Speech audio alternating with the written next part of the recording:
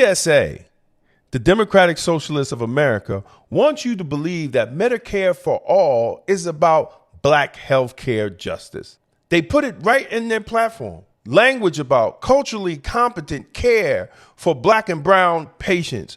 Racial justice campaigns built around this bill. But here's what they don't tell you on the flyer. If you run the actual numbers on who this policy changes the most for, and black America is not the answer. It's a Ponzi scheme, brothers and sisters, sold to you using your own community as the pitch, while somebody else gets the biggest payout. I'm going to walk you through this DSA Ponzi scheme using DSA's own words. Let's get into it. This is the Publisher's Desk with Damon K. Jones, brought to you by Black Westchester Magazine.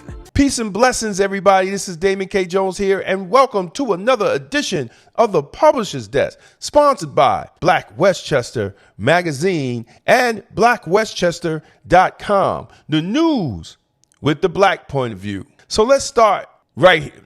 Let's start with where black Americans actually stand today, because you need this baseline of information before anything else makes sense. Black Americans already have legal access to Medicaid, Medicare, and ACA market plans. We have the access as the same as anybody else. Is it equal once you're in the system? No. Black Americans have higher uninsured rates than white Americans. That is a fact. There are real documented gaps in care quality, in provider access, and in health outcomes. I'm not pretending those problems don't exist. They're real, brothers and sisters, and they deserve real solutions. But here's the thing. That's a floor with cracks in it, not the absence of the floor. Understand what I'm saying?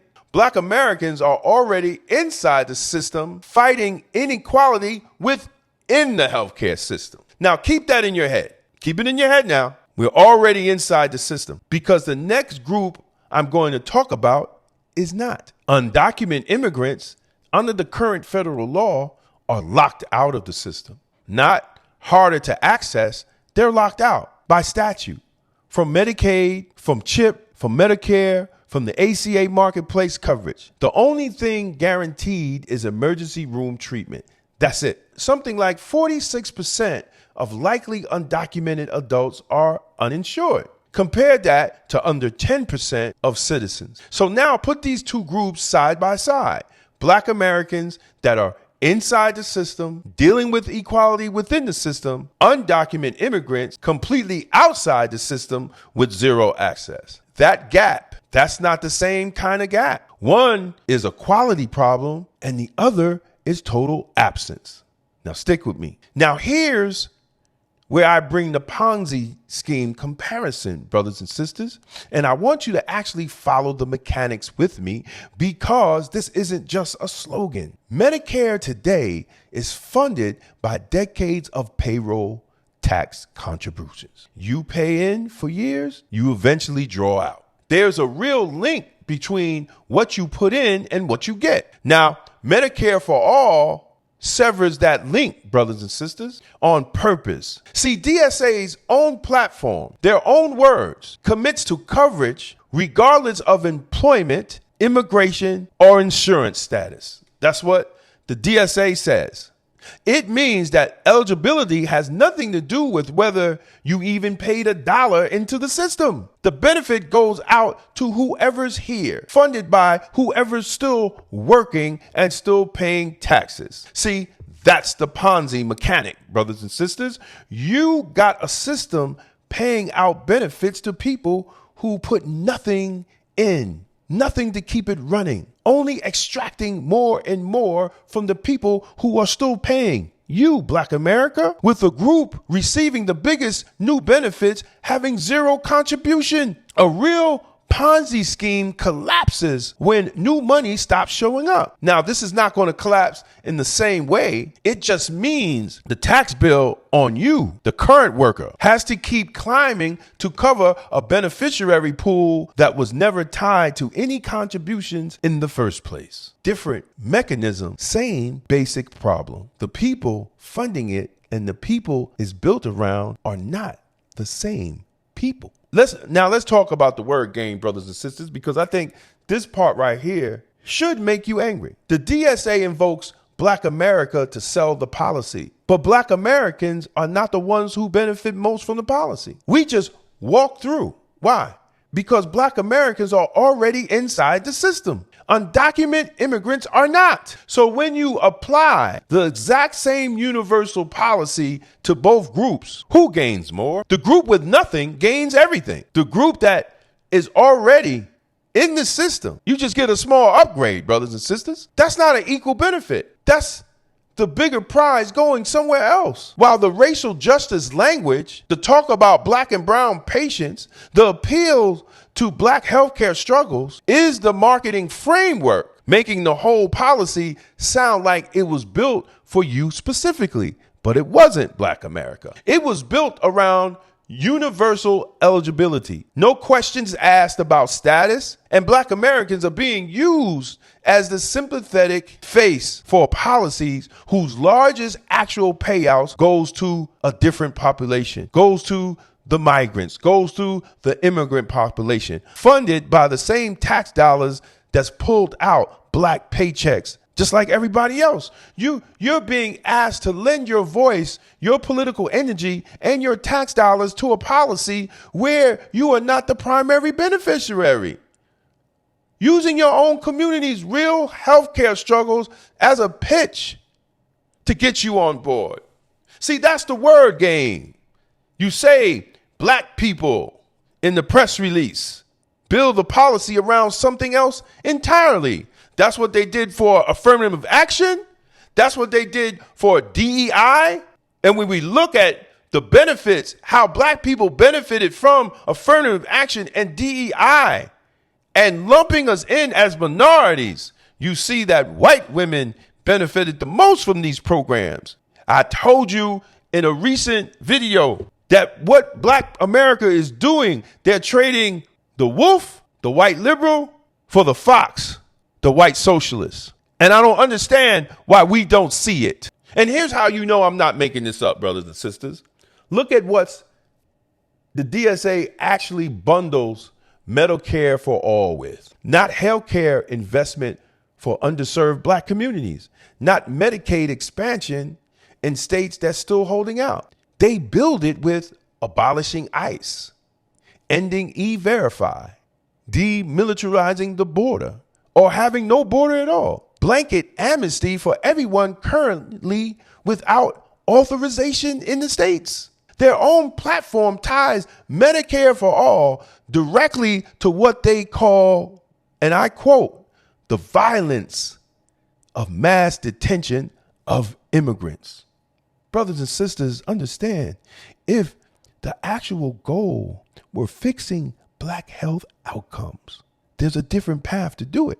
Medicaid expansion, targeted provider investment, enforcement of anti-discrimination laws in clinical settings. Not one of that requires touching immigration enforcement at all. Zero overlap is needed. Instead, you get the maximalist version, full universal coverage, plus a complete rollback of immigration enforcement, with Black America's healthcare crisis used as the emotional entry point.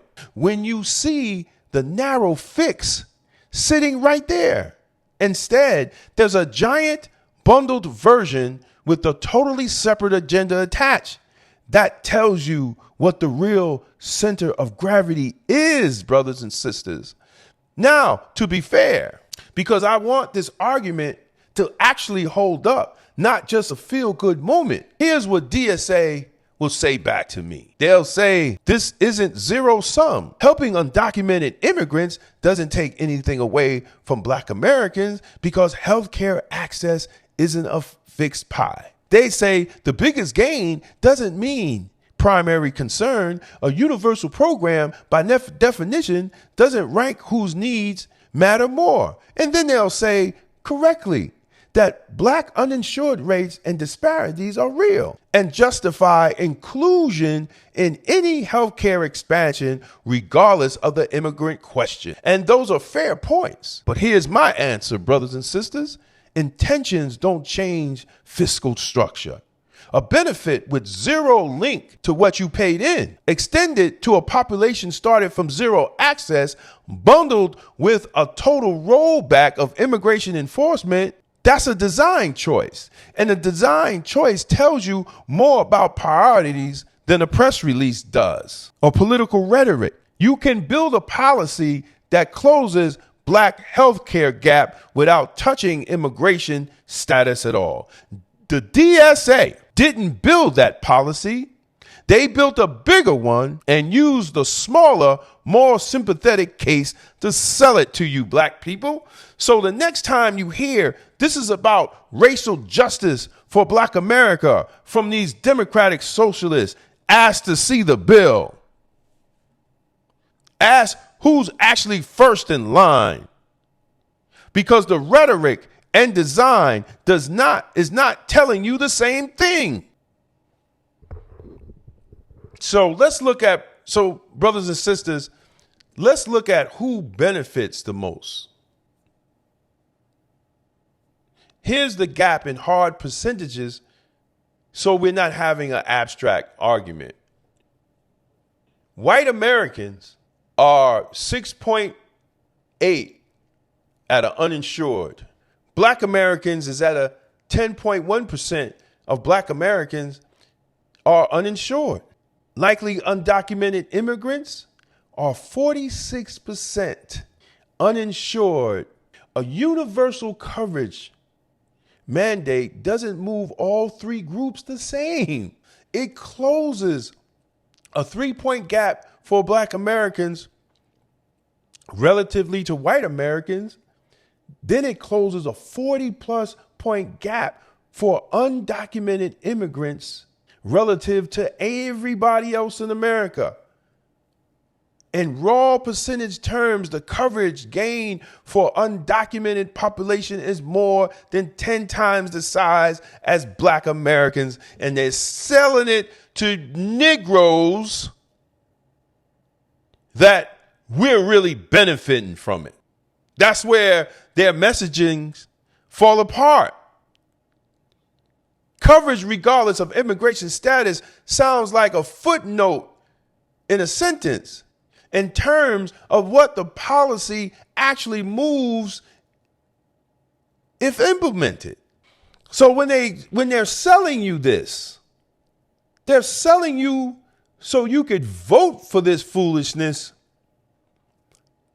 And what they're selling you, you don't even benefit from it. We cannot be fooled by the trickery and language of the DSA, brothers and sisters. Black America can't afford it.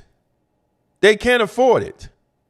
And please leave a comment and tell me what you think, whether you agree or whether you disagree. But we need to have this discussion moving forward so we know which side that we're actually standing on as black Americans. Thank you again. And please go to blackwestchester.com, Black Westchester Magazine, the news with the black point of view. And as always, stay safe, stay blessed, and stay blacktastic. Peace out. Sign up and get your free ebook by Damon K. Jones. A seat at the table is not power. Building the table is. This book exposes how political dependence weakened our communities and lays out a blueprint for black economic, political, and institutional sovereignty. If you're ready to move from symbolism to ownership, this is for you. Download it free today. Follow Damon K. Jones on YouTube and stay connected to empowering conversations that challenge the mind, strengthen the spirit, and uplift the community. Subscribe to Black Westchester YouTube and at Damon Jones on YouTube for powerful content on life, culture, community, faith, politics, health, and truth that makes you think for yourself. If you're serious about political clarity and independent thinking, this is for you. The Political Thought Bundle includes 3 full books, all personally singling. Democrats and Republicans, The Ultimate Gangbangers, breaks down how the two-party system operates like a legalized street war for power. Emotional Politics, Logical Failure exposes how emotion has replaced strategy in black political engagement. Tolerance is for Coward lays out a blueprint for extended policing and community-led public safety rooted in outcomes rather than slogans. 3 signed books. One bundle $60. That's a $75 value, and you're getting signed copies included. This isn't left versus right. It's results versus rhetoric. Go to twosteppublishing.com and secure your signed political thought bundle today. It's going to be blacktastic.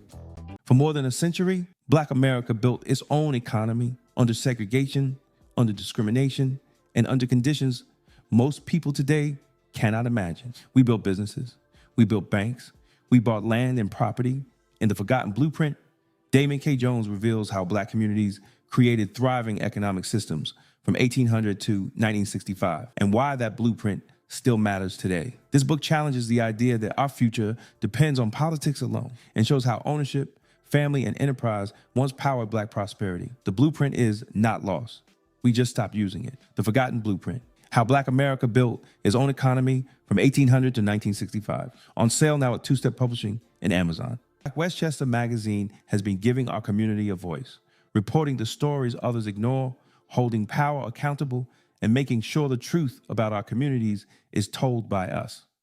But independent Black media only survives when the community supports it. If you believe in real journalism, community accountability, and keeping Black voices strong in local news, we need your help. Your donation helps us continue covering the stories that matter: politics, education, justice, and economic empowerment right here in Westchester. Support Black media, support Black truth, support Black Westchester magazine. Donate today and help keep Black media alive. Because Black-owned independent media is blacktastic. Black Westchester magazine presents People Before Politics, the Sunday Rundown, every Sunday at 6 p.m. on YouTube. Join Damon K. Jones, A.J. Woodson, and Larnez Kinsey as they break down the biggest stories in politics, culture, and community from a Black point of view. No spin, no party loyalty, just logic, accountability, and outcomes. If it impacts Black America, we're talking about it. Tap in, subscribe, set your reminder. This Sunday at 6 p.m. is going to be Blacktastic. This is the Publisher's Desk with Damon K. Jones, brought to you by Black Westchester Magazine, where life, culture, community, and faith meet truth, power, and purpose.